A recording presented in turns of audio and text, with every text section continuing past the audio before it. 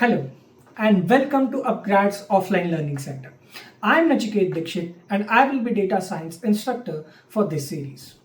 हमने पिछले वीडियो में देखा था कि मशीन लर्निंग क्या होती है, मशीन एक्चुअल में समझता कैसे है एंड इसके साथ साथ हमने एक टेक्निकल डेफिनेशन भी देखी थी कि मशीन लर्निंग एक्चुअल में है क्या। इस वीडियो में हालांकि हम ये समझने वाले कि why machine learning is so important.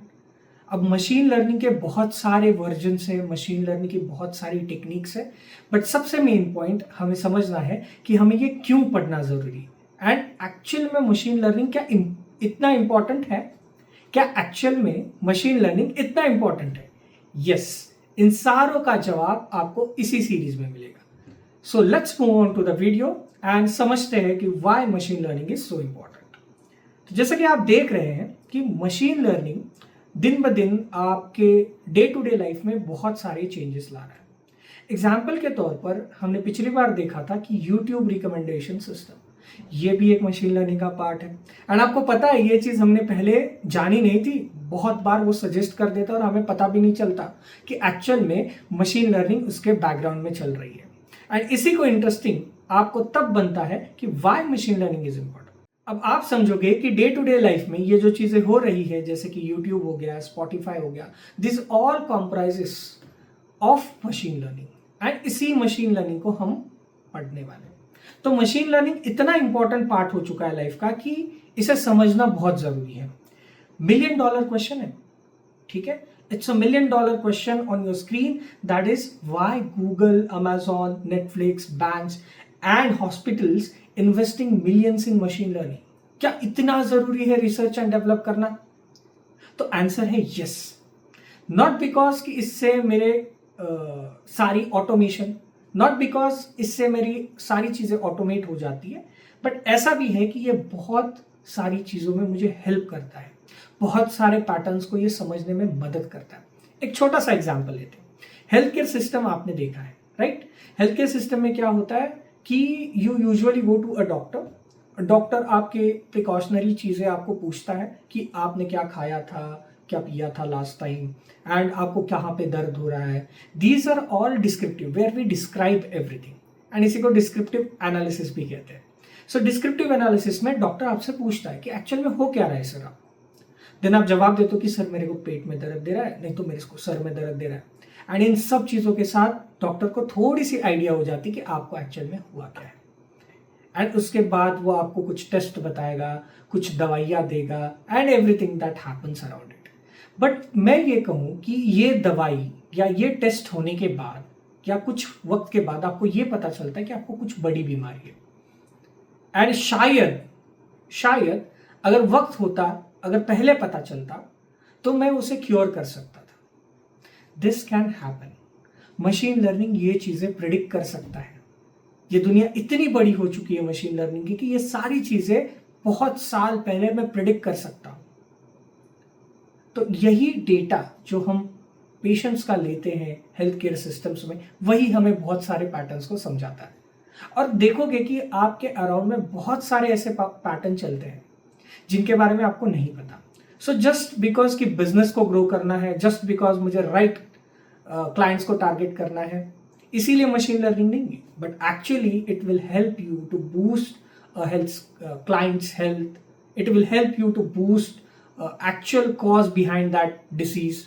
तो ये हेल्थ केयर सिस्टम में हो सकता है। ऐसे मल्टीपल डोमेन्स है जिसमें ये हेल्प करता है। So first reason is not because only to impact businesses और to grow businesses, but it actually have potential to do something better. ठीक है, यहां तक आप सबको समझ में आया होगा। Now the core problem actually जो मशीन लर्निंग में लाई करता है कि बहुत सारा डेटा है। अब जैसे कि बोलोगे आप, जैसे एग्जांपल हम लोगों ने हेल्थ केयर से स्टार्ट किया था, विल गो विद दैट। तो हेल्थ केयर में होता क्या, जब आपको टेस्ट दिए जाते हैं तो बहुत सारा जो डेटा होता है वो एक्चुअल में पिक्टोग्राफिकल होता है, वो एक्चुअल में लाइक ईईजी अगर देखोगे, इलेक्ट्रोएन्सेफेलोग्राफ, तो उसमें क्या होती है, लाइंस होती है। इनको पढ़ना बहुत मुश्किल है। ठीक है, एक डॉक्टर, एक प्रिस्क्राइब्ड जो सर्जन है वो आपको बता सकता है कि एक्चुअल में क्या हो रहा है, बट एक नॉर्मल इंसान नहीं बता सकता। बट क्या ये चीजें मैं मशीन को समझा सकता हूँ? Yes, everything around you is in a form of data and machine can learn this data. तो सबसे बड़ा प्रॉब्लम है that is related to data. बहुत ज्यादा डेटा है, इतना ज्यादा डेटा कि हम मशीन को फीड करते रहेंगे, मशीन पैटर्न निकालता रहेगा और ultimately it has some limits. ऐसा नहीं कि स्टोरेज लिमिट है आज, because we have Google clouds, we have one drives, everything is there, but ultimately it's too much data. And इस टू मच डेटा की वजह से हम यूजर बिहेवियर को अननोइंगली इफेक्ट करने लगते हैं. ये समझेंगे कि यूजर बिहेवियर कैसे इफेक्ट होता है इन अपकमिंग लेक्चर्स, बट उसके लिए आपको हमारे साथ बने रहना पड़ेगा. Next is media content, which is an unstructured data. Now, what is an unstructured data?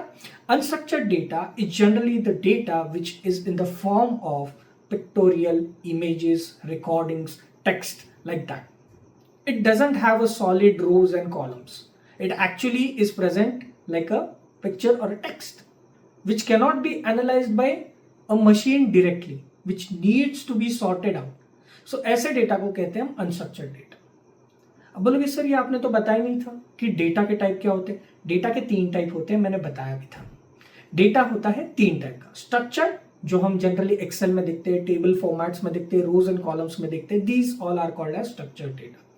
But वही चीज अनस्ट्रक्चर्ड डेटा जो दिन ब दिन एक्चुअल में बढ़ता जा रहा है, बिकॉज आप भी देख रहे हो, रीले स्वाइप करते हो, राइट, वीडियोस देखते हो यूट्यूब पे, टेक्स्ट है, ब्लॉग्स है, इंटरनेट की दुनिया भरी पड़ी है इन सब चीजों से. And these are all unstructured data, because इनको किसी भी रो एंड कॉलम के स्ट्रक्चर में फिट नहीं किया जा सकता, right. And third type is called as semi structured data. वो जल्दी हम उसके ऊपर आएंगे. नाउ तो अनस्ट्रक्चर्ड डेटा बढ़ रहा है.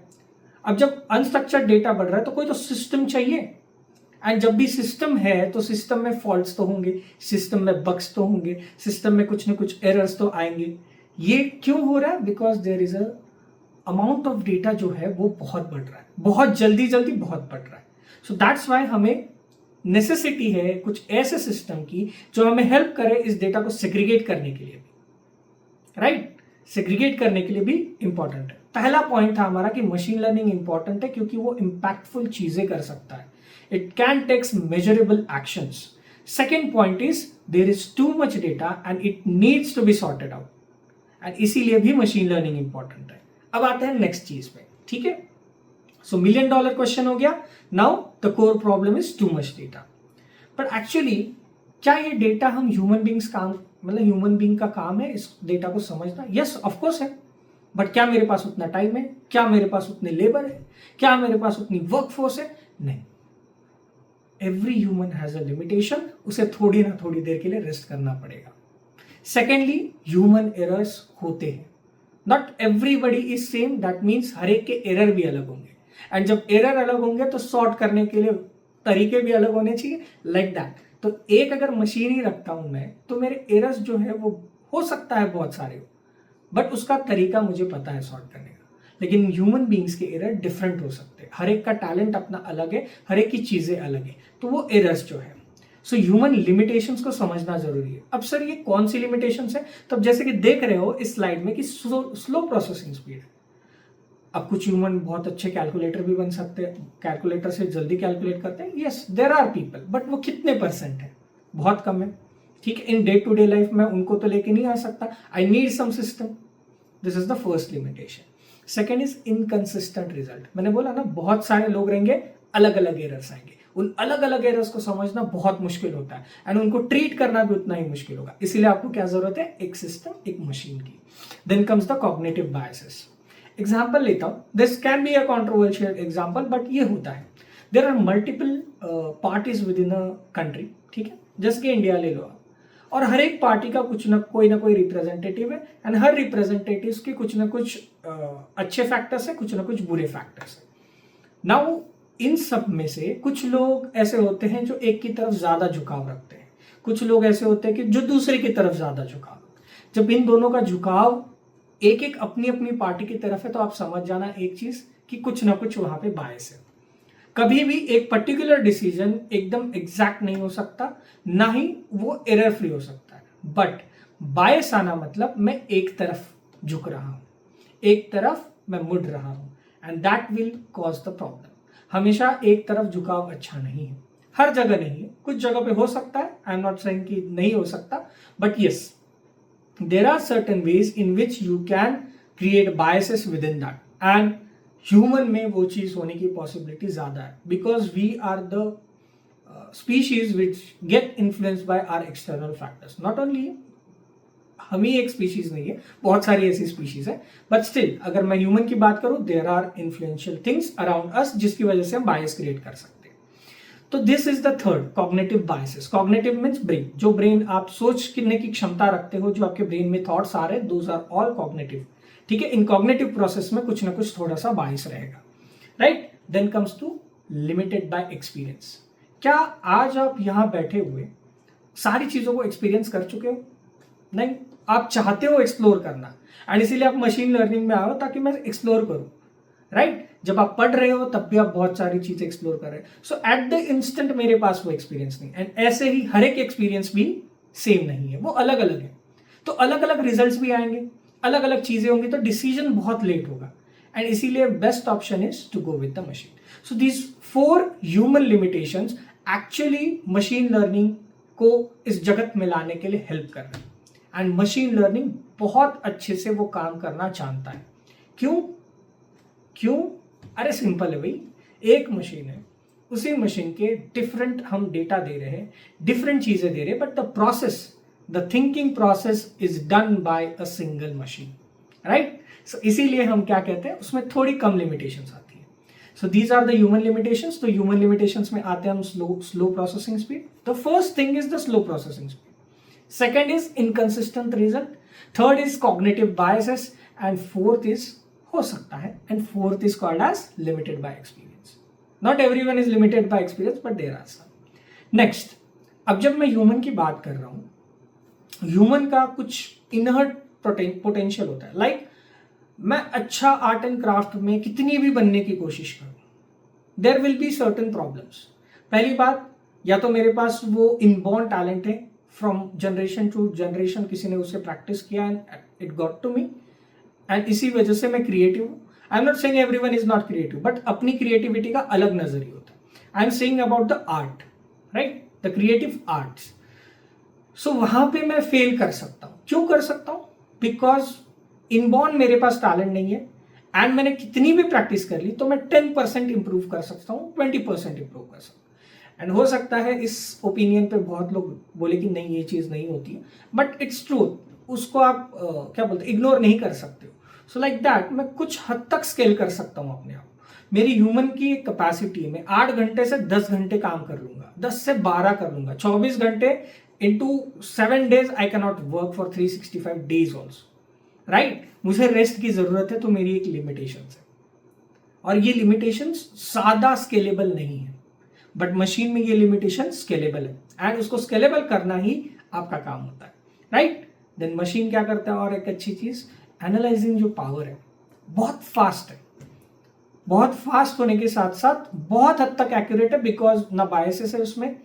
ठीक है, उसने कुछ एक अलग से अपना थॉट प्रोसेस नहीं जनरेट किया. सो उस थॉट प्रोसेस को अगर जनरेट नहीं किया तो आप एक सिंपल सी बात समझ सकते हो कि वो चीज वो एकदम प्रैक्टिकली सोचेगा, वो एकदम ट्रेंड के हिसाब से सोचेगा, जो डेटा फीड किया गया उसी के ऊपर सोचेगा. ठीक है. सो इस स्केलेबिलिटी एंड एनालाइजिंग का थोड़ा सा इशू ह्यूमंस में आ सकता है, but it is not problem for the machine. ठीक है. नेक्स्ट आते हैं मशीन लर्निंग क्या क्या सॉल्व करता है. भाई इतनी देर से हम रीजन देख रहे हैं why machine learning, but yes actual में इट सॉल्व्स एवरीथिंग. एंड मैंने आते आते ही साथ आपको बहुत सारी चीजें बता दी है कि एक्चुअल में ये कैसे सॉल्व कर रहा है. Let's recap it. ठीक है. So analysing large data, yes machine आज के दुनिया में बहुत कुछ एनालाइज कर सकता है. There is a study that says कि there is 10 to the power 14 petabytes of data is generated per minute from a single company. Generally मैं बोलूंगा large international MNC companies. So 10 to the power 14 petabytes of data मतलब बहुत बड़ी बात है, and it's in a minute. That means actually बहुत सारा data मुझे स्टडी करना है, एनालाइज करना है, क्लीन करना है, एंड ये सारी चीज मैं अकेला इंसान नहीं कर सकता. Even 1000 people will take hours and hours of work to do and analyze that thing, to clean that data, to visualize data and everything. So analyzing of the large data set is easily done by machine learning.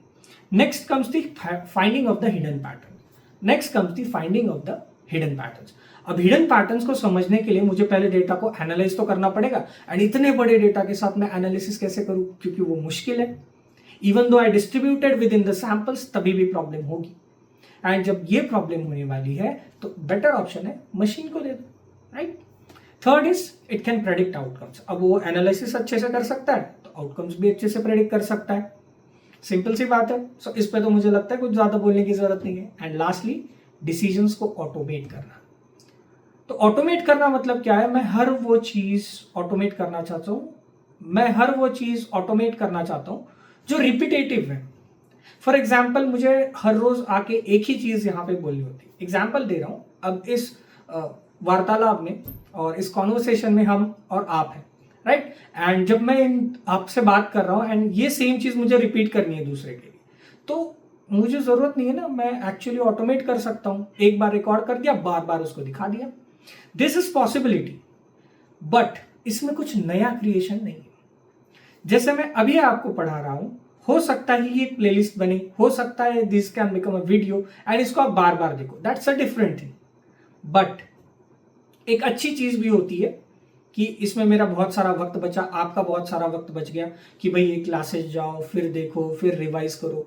Better option है मैं यहीं पे कर लेता हूँ because already recorded lecture है। But दूसरा problem ये है कि क्रिएटिविटी थोड़ी खत्म होती है।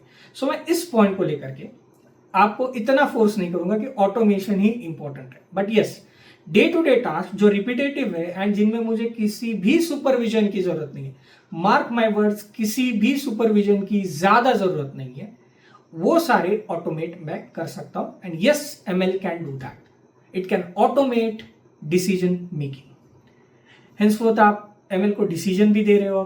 सो आपने स्टार्ट किया था उसको एनालाइज करने से, उसको दिया था कि भाई तू पहले एनालाइज कर बड़े डेटा सेट को, फिर आपने बोला कि भाई उसमें से कुछ हिडन पैटर्न से क्या खोज ले, तो उसने वो भी खोज के दिखा दिए। एंड लास्टली उसको बोला कि भाई अब इस पैटर्न्स को लेकर के कुछ नए डेटा मैं दे रहा हूं, उसको बता दे कि इनके एक्चुअल में प्रिडिक्शंस क्या हो सकते। तो उसने प्रिडिक्ट भी कर दिया और काफी अच्छे एक्यूरेसी के साथ with less and less errors. As we train the model, errors थोड़े धीरे धीरे हो जाते, कम हो जाते। So that's become one thing. And then I automated this decision कि ये बार बार ऐसा ही डेटा आने वाला है, भाई तो इसको क्या कर, क्लीन कर, सबसे पहले एनालाइज कर, प्रिडिक्ट कर, और अल्टीमेटली मुझे डिसीजंस बता क्या है। तो ये सारी चीजें हमने ऑटोमेट भी कर दी, ठीक है। लास्टली अब अगर देखोगे कि तो ट्रांसफॉर्मेशन, लास्टली अगर आप देखोगे तो ट्रांसफॉर्मेशन जो एमएल का है कुछ साल पहले बहुत कम था। बट अब हालांकि मैं नहीं बोल सकता कि एग्जैक्टली बहुत ज्यादा ट्रांसफॉर्मेशन है, but yes it is giving us hope कि कुछ टास्क जो एक्चुअल में टाइम टेकिंग है एंड एक्चुअल में उसका डे टू डे बेसिस में रिपीटेटिव है, उन सबको मैं ऑटोमेट कर सकता हूं, ठीक है। सो एक्चुअली हमारा जो पोटेंशियल है to grow, it becomes 10x faster. तो ऐसे नहीं कहूंगा कि भाई डेटा या फिर जो एमएल है वो मेरा जॉब्स छीन रहे, वो मेरे जॉब्स छीन रहे, नहीं। एक्चुअली जॉब्स नहीं छीन रहे, वो आपकी जॉब्स को हेल्पफुल बना रहे, इजी बना रहे, ठीक है। सो अगर कोई इंसान है कि कहता है भाई नहीं हमारा मशीन लर्निंग जॉब खा रहा है, भाई ऐसा नहीं है। सिंपल से बता दो उसको, ऐसा है ही नहीं। क्यों नहीं हो सकता है? क्योंकि मशीन लर्निंग सारी चीजें नहीं कर सकता। मशीन लर्निंग भी एक हद तक लिमिटेड है, उसके भी कुछ लिमिटेशंस है जो ह्यूमन बीइंग में लिमिटेशंस नहीं है। बट इन सबको जानने के लिए आपको सबसे पहले ये जो डिबेट है कि मशीन लर्निंग जॉब खाएगा नहीं खाएगा, इसके लिए आपको पूरा मशीन लर्निंग तो पढ़ना पड़ेगा। Yes, for that ML transformation necessary है। एंड इस एमएल ट्रांसफॉर्मेशन में जो एक्चुअल था कि पहले मशीन लर्निंग नहीं हुआ करती थी, तब क्या होता था, डेटा आता था, रिपोर्ट बनते थे, फिर एक ह्यूमन डिसीजन लेता था एंड अल्टीमेटली एक्शंस होते थे। एंड कुछ भी फॉल्टी चीजें होती थी तो अगेन ये रिवर्स प्रोसेसिंग में जाएगा, which is called as reverse engineering. फिर वो चेक करेगा कि मेरे डिसीजंस क्यों गलत है, फिर एनालाइज करेगा डेटा में। तो ये सारी चीजें फॉरवर्ड होती थी, देन अगेन बैकवर्ड होती थी, एंड अल्टीमेटली हमें एक एक्शनेबल रिजल्ट मिलता था। बट जैसे ही मशीन लर्निंग आया एंड मशीन लर्निंग आने के साथ साथ डेटा हुआ, उस डेटा का कुछ टारगेट सेट हुआ, यानी कि लेबल हो गया, डिसीजन को ऑटोमेट कर दिया मैंने, एंड लास्टली एक एक्शनेबल रिजल्ट। अब वो कितनी बार भी बैक प्रोपेगेट करे, पीछे आ जाए, आगे चले जाए, वापस से एनालाइज कर ले, उसमें कोई दिक्कत नहीं है ना, बिकॉज मैंने ऑटोमेट कर दिया भाई तू इस प्रोसेस में चलेगा, दैट्स इट, जाओ करके आओ, नहीं हुआ वापस से ट्राई करो। एंड ऐसे ही करते करते करते वो खुद ब खुद समझ जाता है कि कुछ जो मुझे ट्रेन होना है वो ये पार्ट्स हैं, ये पैटर्न्स हैं। That's what happen with in machine learning. So हमारा जो डिसीजन मेकिंग है दैट बिकम्स 3x फास्टर। ठीक है, स्मार्टर तो हम बन ही गए हैं वैसे भी, अब मशीन लर्निंग हम ही ने बनाया तो हम तो स्मार्टर यही। एंड जो एक्यूरेसी थी डिसीजन मेकिंग की और रिजल्ट ओरिएंटेशन की, एक्शनेबल रिजल्ट्स की, वो बहुत बढ़ गई है, that is 10x। Lastly scalable, of course भाई जितना देना चाहते हो ले लो, आपको चाहिए क्लाउड, बड़ा क्लाउड ले लो। एग्जाम्पल के तौर पर आपको बहुत बार गूगल ये भी ट्रिगर करता भाई आपका क्लाउड भर गया, डिलीट नहीं करना आज, अरे भाई डिलीट नहीं, नया क्लाउड बाय करो, दैट्स द वन थिंग। ठीक है, so yes there is an ML transformation. Lastly एक डोमेन को हम समझते हैं कि एक्चुअल में कैसे रिवोल्यूशन हुआ। Now domain is called as e-commerce. E-commerce मतलब जो ऑनलाइन प्लेटफॉर्म से जो प्रोडक्ट्स को बेचते हैं, जो सर्विसेज बेचते हैं, these are all called as e-commerce websites. And इन्हीं ई कॉमर्स वेबसाइट्स के साथ साथ बहुत सारे ट्रांसफॉर्मेशन आए, बिकॉज जनरली ये डिजिटली थे तो इनको फास्टर ग्रोथ मिल गई। एक सिंपल एग्जांपल लेता हूँ, प्रीवियसली मैं डिजिटल मार्केटिंग एजेंसी के साथ काम करता था and we had the project. उनको क्या होता था कि बहुत बार ये कोशिश करते थे वो लोग कि भाई लीड्स आ रही है एक एक्सेल फाइल में, एक्सेल फाइल से मैं एक्सेल फाइल में से देखूंगा कि कितने वेरीफाइड ईमेल्स है, उसके बाद वेरीफाइड ईमेल्स में से जितने वेरीफाइड है उतने रखूंगा, बाकी सब डिलीट करूंगा, so the cleaning of the data. And usually इसके लिए लोग लगे हुए थे एंड डेटा बहुत ज़्यादा आता था, राइट। एंड अगर मैं सिंपली कहूँ तो अगर मैं 1000 रोज का डेटा देख रहा हूँ, 1000 रिकॉर्ड्स पर शीट आ रहे हैं, तो 1000 रिकॉर्ड्स को 1 आवर के बीच में क्लीन करना होता था, बिकॉज नेक्स्ट आएगा आपके पास डेटा, अगेन नेक्स्ट आएगा। सो वो जो लीड्स आते थे उसमें से कुछ हद तक लीड्स आपको बहुत जेन्यून मिलते हैं, कुछ हद तक लीड जो होते हैं वो सही होते हैं, उसमें से कुछ का ईमेल नहीं होता, कुछ का लिंक्डइन नहीं होता, ऐसा कुछ हो सकता है। So like that we use to go for that lead generation. वो आते थे, वो सेग्रीगेट होते थे, उसके बाद उनको मेल एक टैम्पलेट बनाया जाता था, उस टैम्पलेट में सब चीज़ लिखी जाती थी, टू वगैरह करके, देन ईमेल होने के साथ साथ उनको मेल किया जाता था। And this use to happen every day. अब इसको मैं ऑटोमेट कर सकता हूँ, yes I automated using multiple AI tools भी है एंड कुछ चीज़ों को प्रोग्रामिंग भी करनी पड़ी एंड वो अल्टीमेटली क्या हो गया, उस बिजनेस का स्ट्रीमलाइन हो गया।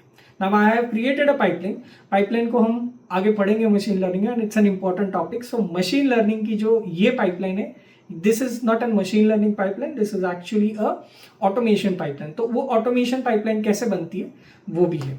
सो मशीन लर्निंग इतने हद तक जा चुका है कि वो एनालाइज करके डेटा को मुझे देता था, मॉडल में से प्रेडिक्शन देते थे, these are verified emails, verified emails will go on the new sheet. उस न्यू शीट को मैं अगेन दूसरी जगह पे लगा के ट्रिगर करता था, जैसे न्यू शीट आती थी it starts to go for the template, template will go to the mail, mail से जो टैम्पलेट उठाया था उसमें सारी चीजें डालेगा, टू में उनका ईमेल जाएगा and it will send it like that. This is an automation pipeline that I've created. At the start there was a machine learning model which actually helped us to segregate between verified emails and non-verified emails. So यही था। तो challenges बहुत थे, इस challenge को मैंने किया है, तो this is a real life example जो मैं आपको दे सकता हूँ from my experience. But yes, there are ऐसे ही multiple चीजें आप कर सकते हो using a machine learning. So yes, e-commerce has actually raced forward like race car, और मैं बोल सकता हूँ सीधे सीधे रॉकेट की तरह, कि वो एक्चुअल में आज के ज़माने में इजीली बहुत चीज़ों को कर सकता है। एंड ई कॉमर्स वेबसाइट्स बनाने से लेकर के ई कॉमर्स प्रोडक्ट बेचने तक, एडवर्टाइज करने तक, सब जगह you can see machine learning model की मदद से बहुत आसान हो गया। Yes, AI is there of course, इसी का आगे का पार्ट है, but yes machine learning models beneath काम करते हैं। So yes, it revolutionalise e commerce. Next sector देख के बैंकिंग एंड नेक्स्ट सेक्टर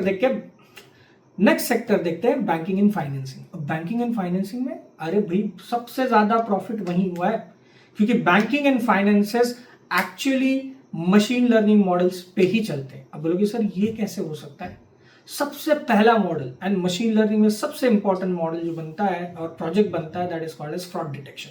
तो किसी को लोन देना है, नहीं देना है, कहीं ट्रांजैक्शन गलत हुए, कहीं सही हुए, these are all called as fraud detection में इन जनरल हम लोग ट्रांजैक्शन से रिलेटेड बात करते हैं, लोन अप्रूवल में क्रेडिट स्कोर वगैरह देखने की बात करते हैं, रिस्क एनालिसिस, अगर मैंने किसी को लोन दिया है या बहुत सारे मेरी कंपनी में लोन हुए हैं तो एक्चुअल में उसमें से नॉन परफॉर्मिंग एसेट्स कितने हैं, परफॉर्मिंग एसेट्स कितने हैं, कितने रिप्लाई आ रहे हैं, कितने लोन ऐसे हैं जो एक्चुअल में रीपे हो रहे हैं, ये सारी चीजें जो आपको दिख रही है these all are managed by machine learning models.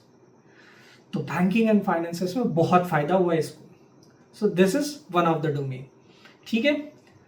Then आते हैं हेल्थ केयर ट्रांसफॉर्मेशन में। अब हेल्थ केयर ट्रांसफॉर्मेशन में मैंने आपको एक एग्जांपल तो दे दिया था कि अर्ली डिसीज डिटेक्शन हो सकता है, अर्ली सिम्टम्स हम जान सकते हैं किसी डिसीज को लेकर के। अल्टीमेटली मैं बहुत सारी चीजें कर सकता हूँ। फॉर एग्जांपल कहीं पे कुछ क्या बोलते हैं मेडिकल रिकॉर्ड्स है जिनको एनालाइज करना है, again you have to give the actual health plan, diet plans or anything related to that, ये उनके रिपोर्ट बनाने, ये सारे मशीन लर्निंग मॉडल कर सकते हैं उनकी पास्ट हिस्ट्री को जान के। सो पेशेंट की पूरी पास्ट हिस्ट्री एक्चुअल में डॉक्यूमेंटेड होती है, वही पास्ट हिस्ट्री हमें हेल्प करती है या डॉक्टर को हेल्प करती है टू एनालाइज एवरीथिंग। तो मशीन लर्निंग मॉडल वो इजीली कर सकता है। Yes, there are solution in the health care sectors too, right. तो अब ये कंपनीज हैं, ये मशीन लर्निंग को इतना मतलब इतनी पैसे क्यों खर्च कर रही है, ऐसा क्या ही है मशीन लर्निंग में, तो ये समझना भी तो जरूरी है। ऐसा क्या ही है एमएल में जिसकी वजह से मशीन लर्निंग पे इतना पैसा खर्च हो रहा है। रिसर्च एंड डेवलपमेंट में बहुत पैसा खर्च हो रहा है, then again machine learning models बनाने में बहुत सारा पैसा करो, रिसर्च। सो हमें यह भी जानना जरूरी है कि कंपनीज एक्चुअली मशीन लर्निंग पे इतना पैसा क्यों खर्च कर रही है। क्या रिसर्च एंड डेवलपमेंट इतना ज्यादा इंपॉर्टेंट है? यस। क्या मशीन लर्निंग मॉडल्स बनाना जरूरी है? Yes. So there are multiple factors which are influencing और which are directing companies to build machine learning models. उसमें से सबसे मेन है डिसीजन मेकिंग। जब टाइम इज मनी बोलने वाला सिस्टम है ना, यस, तो मशीन लर्निंग टाइम सेव करता है, डिसीजन मेकिंग फास्ट करता है, एक्यूरेसी बहुत अच्छी होती है एंड इसी के साथ साथ उनको प्रिडिक्शंस बहुत अच्छे मिलते हैं, फॉरकास्टिंग अच्छी मिलती है। यस, तो business grows at a faster rate. So ये समझना भी जरूरी है। Next come the automation. थोड़ी देर पहले हम लोगों ने देखा था कि ऑटोमेशन, एक शीट से आना, lead generation and then send the mail, ठीक है, तो ये सारे ऑटोमेट आप कर सकते हो। देन कॉस्ट रिडक्शन, ऑफकोर्स अब इसमें दो चीजें होती है। फर्स्ट थिंग इज लेबर को थोड़ा स्किलफुल बनना पड़ता है, राइट, क्योंकि आपको मशीन लर्निंग सीखना ही पड़ेगा, उसी के बेसिस पे तो आप ये सारी चीजें कर रहे हो। So cost reduction in case of मतलब मैं लेबर्स नहीं बोलूंगा, yes there will be cost reduction in the workforce also, but इसके साथ साथ कॉस्ट रिडक्शन होती है in the time of money. मैं मल्टीपल चीजें कर सकता हूं at in a specific time interval so that my business grows at much faster rate and which actually helps for the cost reduction.